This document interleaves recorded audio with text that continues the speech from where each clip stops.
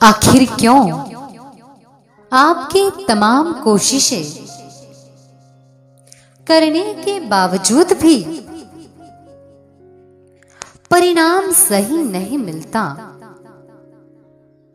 आखिर क्यों लाख कोशिशों के बाद भी कोई रास्ता दिखाई नहीं पड़ता?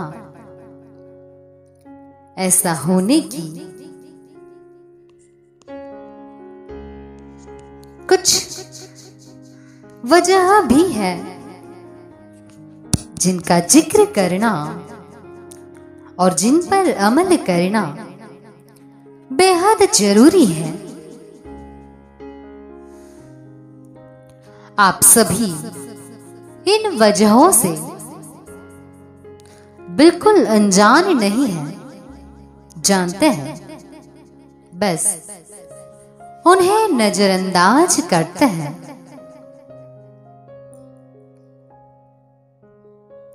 आपकी कुछ शर्तें होती हैं जो बेशक आपको कभी दिखाई नहीं देती, लेकिन आप उन्हीं शर्तों के आधार पर अपनी हर समस्या का समाधान ढूंढने की कोशिश करते हैं। उदाहरण के तौर पर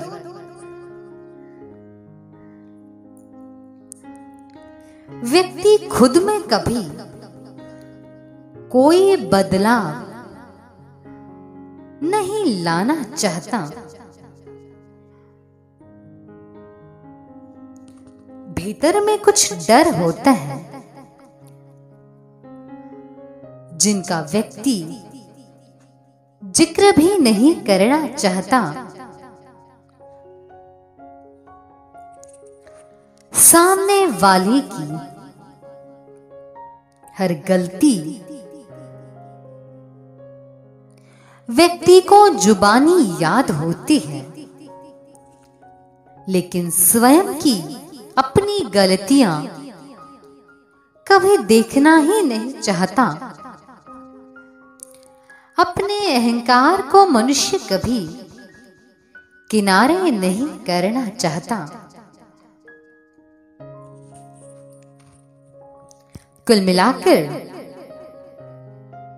लोग सामने वाले से ज्यादा प्रेम अपनी शर्तों से करते हैं। दूसरों को कोसते कोसते पूरी जिंदगी गुजार देते हैं, लेकिन थोड़ा सा सच नहीं देख पाते कि हम अपनी ही शर्तों के गुलाम हैं। कितना अजीब है ना कि हमारा दुश्मन